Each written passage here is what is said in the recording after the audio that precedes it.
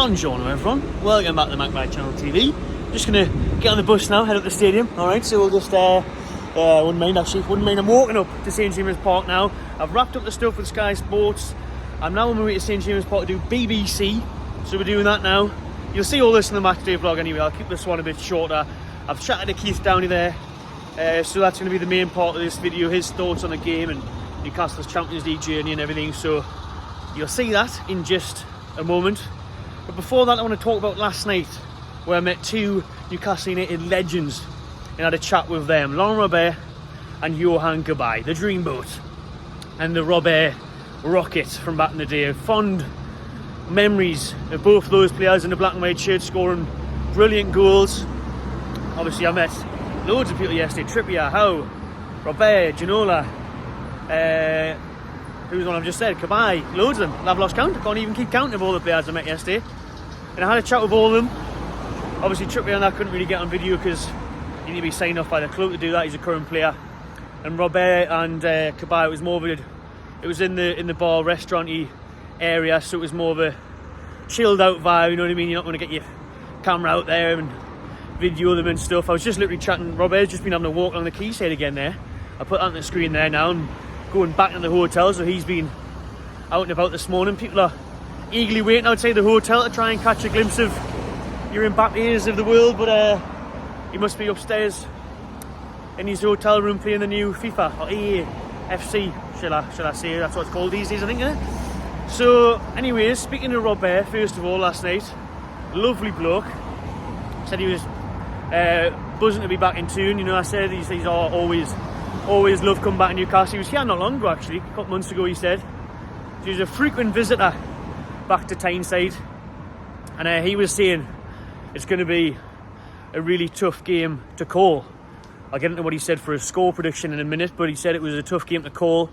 He said, you know, PSG have obviously got a great team, but Newcastle, he says, on a great run of form. He watches them all the time, he says. He says he's been watching them closely this season, and after that shaky start, obviously good run of wins now, good run of clean sheets. So he said it's not going to be like a walkover. He says he's not worried that PSG would embarrass or batter Newcastle, but he is tipping a draw in that game. He's tipping a draw this afternoon. Is Laurent Robert 2-2 is what he told me. 2-2 from Robert there, and obviously he does still work for Paris Saint-Germain as well. He's part of the backroom staff. Then I was talking to Yohan Cabaye, good old Cabaye, who left Newcastle for PSG, didn't he? What a sign he was for us, a bargain buy under the Mike Ashley days, and wow, top player and a top guy as well. English is very good, and he was lovely. You know, I had a good chat with him, and he was actually a bit more leaning towards a PSG win, and he was very confident of PSG getting something at St James's Park. He did in the end settle for saying it would be 1-1, but he thinks it might be 2-1 PSG as well. As we go this little step, and he said, you know, the fans could make the difference. He's clever, Cabaye. He remembers the Geordie faithful. He remembers the Toon Army. You know, it was only a few years ago. He was, yeah, really, wasn't it? Well, I say that was probably about 10 now. But, you know, he knows very well how powerful that Gallagher can be, and he won't be expecting as good as this, to be fair, because in the Mike Ashley days were still good, and it was before the war flags dropped out for a bit under Ashley as like a protest. But imagine Cabaye playing in this crowd now, he'd be loving it. But he was saying, you know, that could be the difference. He says Newcastle, if they get under the PSG players' skins, if the atmosphere can like unsettle them, the flags, how rowdy it's going to be, how wild it's going to be, how hostile, if we can make it hostile, you know, and we could carry the team over. And he said he was watching the Man City game in the Cup last week, and he said he got that feeling from it. And I was telling him, we literally did. I was telling him about the Gordon sliding challenges that was forcing them into mistakes and lifting the crowd and raising our energy, and the players and the fans were feeding off each other's positive energy and adrenaline, you know, and that was the case. So Cabaye's tipping, I'll be honest with you, he did say he thinks PSG are going to win. So he did say 2-1, but he said maybe 1-1. In my prediction, you've seen the preview, is 2-2. Let's have a look at what Keith Downie says, and we'll just finish the video with the Keith interview, as I've got lots going on. So I hope you enjoy this one, people. Give it a thumbs up if you do. Subscribe if you haven't already. Well, we've had Laurent Robert on the channel, right? We've had Yohan Cabaye. Got the real dream boat here. Yeah. Monsieur Downie. How are we, mate? I think Laurent is the only one who's got more grey in his beard than me. He is. We've had him on the channel, but we're joined now by Sky Sports. Keith, mate, this must be a good day for you anyways. You've covered some dark times over the years, but now it's paid off getting these Champions League nights. Yeah, it's pretty surreal, isn't it, that PSG are going to beat St James's Park tonight. We're just sat outside the team hotel just now. I think if you look up at those windows there, you might see Kylian Mbappe opening his curtains in the next couple of minutes. It's crazy to think the world's greatest player currently is right here on the quayside, and about to head up to St James's Park and take on the likes of Dan Burn and Jamal Lascelles. It's amazing to think how much things have changed in the last 2 years. I mean, it's almost 2 years exactly since the takeover, and it's obviously gone faster than anyone could have predicted. But I think for moments like this, we spoke down at the cup final, and I think in moments like this, you just need to enjoy it for what it is. But yeah, listen, for me on a personal level, it's great to cover. It's a shame Sky don't have the rights anymore, because you'd get a lot more. I feel when the match comes around, obviously it's all TNT Sports, so we don't get that much, but it's the build up to the game, it's the afternoon. We're sat here just now. I've been here since lunchtime, out in Milan last week. It was the build up and all the sort of, all the scenes at the canal in the afternoon was great, and the trips are amazing as well. In my previous job, I used to go away all the time, and I think I probably took it for granted. And then I came down here, and for 10 years, the best you got was 3 days in Dublin with Rafa Benitez. That was as good as it got. So now to have like Milan, Dortmund, and Paris coming up, and potentially more beyond that is amazing, and it certainly makes the job enjoyable. It definitely does, mate. Because like you say, we never even got good pre-season trips. You've been in the championship days, away to bloody Preston and all sorts. So now to be seeing these players, it's something special. And you mentioned Mbappe gonna have to come up against the likes of a Dan Burn or a Lascelles tonight, because Sven Botman is unfortunately out due to injury. How big of an ask is that? I just think of any player to be missing, Sven Botman is the one. I said weeks ago that I actually think Botman is the most valuable player in terms, and what I mean by that is there's not really a replacement for him. Yeah. Like, I know you can play Dan Burn left side centre half, and I think that's how he wants to be seen.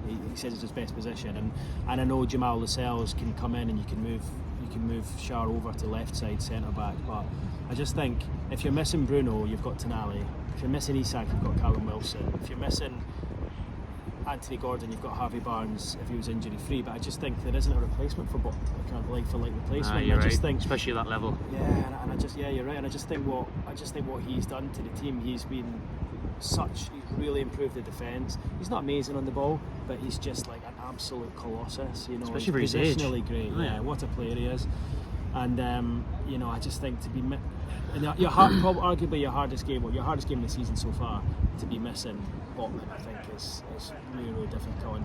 But then we spoke about earlier, Luke Lascelles was great against Man City last week. So sometimes occasions like this, you can, and it was a bit like Harris in the cup final. People were like, oh, maybe he just comes in for the cold and he's inspired by the occasion. Okay, he wasn't, but perhaps Lascelles will be tonight, or Burn if he decides to do that. I don't think it's cut and dry that Lascelles plays. I think you could potentially see Burn coming in and Trippier moving to left back. I don't know. I just think he's keeping it close to his chest just now, Eddie Howe, in terms of formation, and not so much formation, but team and injuries and stuff like that. And that's why I wouldn't be surprised if he did something. I mean, in the first game against Milan, Jacob Murphy came in out. Exactly. Yeah, no one's seen that coming. So you don't know, but I honestly, of all the players, I mean, Joe Linton's a huge miss. Absolutely, Joe Willock is, Barnes is, but without doubt, Botman's the biggest miss of all, in my opinion. Yeah, especially when you come up against these world class attackers in Paris Saint-Germain. You spoke to Eddie Howe yesterday at the press conference.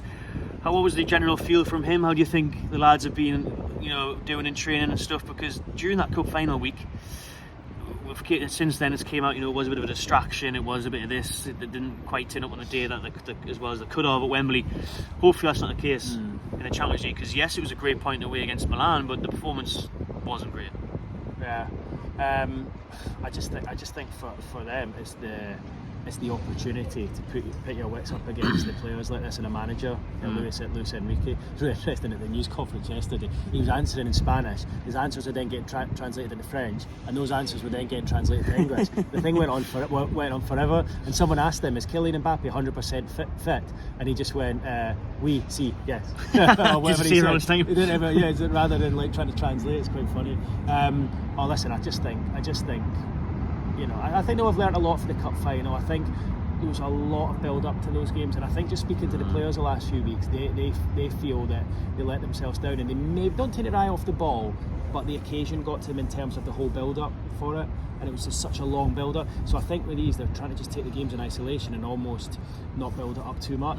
It's hard though when you're up against Kylian Mbappe, who's arguably the world's best player. But look, I think win, lose or draw, I think whatever happens tonight is just seeing Champions League football back at St James's Park, and I don't think this result dictates the group. I really don't. I actually think you've probably got a better chance probably beating AC Milan and Dortmund. Although you might have Botman back by then. Also, they're more winnable games in my opinion. They've got the best. PSG have got the best squad of the four. If you lose this tonight, it's not the end of the world. That draw in Milan is like almost like a bonus point. So could be huge come the end of the group stages. Ethan, what do you think the scoreline will finish off on your prediction for the big game tonight? See, I'm just generally quite negative when it comes to these things. I know all in everything. Yeah, pretty much. I actually call myself a realist, but I see PSG winning. I do see them winning. Yeah, I mean, listen, the occasion will be amazing, and it could get under the players' skins. But speaking of Lucas Hernandez, a defender yesterday, and he was saying, look, we play in big games like this like most weeks in the Champions League and have done it for years, and all these players are used to it. I don't think they'll be spooked by it. I think they'll come out and they'll be like, wow, this is an atmosphere, but I don't think they'll be spooked by St James's Park. I really don't, and I think they'll probably be inspired by it. It'll be amazing to be there and to witness it and just be involved in it. I don't think Newcastle will get hammered, but I can see maybe like a 2-0 defeat or something like that. I know that's the last thing you want to Well, at least see a goal, Keith. I went all the way to Milan and didn't see a goal, so I wouldn't mind seeing one there. Sorry? Oh yeah. Sorry, 2 seconds. 1 sec. Sorry, I'm someone asking for an interview. Someone asking me to interview them when I'm getting interviewed by you. Not bad. So, but 0-0 in Milan. I think Newcastle might score tonight. I just think it's too big a task to beat them. A draw would be phenomenal. Yeah, a draw would definitely be a great result. But if I was a better man, which I am, he's already got it on. Just showed us 50 quid on 2-0. I think Mbappe both goals. I think 2-0. I wouldn't bet the goal scorers, but I think probably 2-0. But listen, it's learning curves for the team, and you'll have Botman back, you'll have Joe Linton back, you'll have Wilson back for later on in the competition, and I think it's just getting out tonight, having enjoyed it, having learned from the experience, and making sure you're competitive.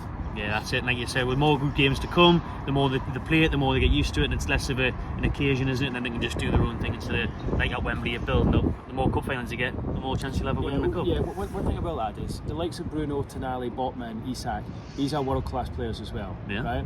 And they would probably be involved in a PSG team, and definitely in an AC Milan team, as we know with Tonali, and a Dortmund team. I don't think Dortmund, AC Milan or PSG are as strong as they once were, right?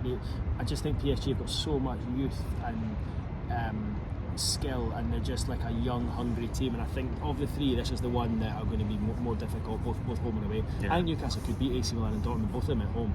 I think Newcastle's players are probably as good. As good. But I think PSG are just a step ahead. Yeah, they are. Right then, everyone, thanks for watching this one. Keith, you've got a YouTube channel as well now, haven't you? Yeah. So he's on the YouTube scene, people. So have a look at Keith Downie's channel as well. I'm hanging off Matty's coattails.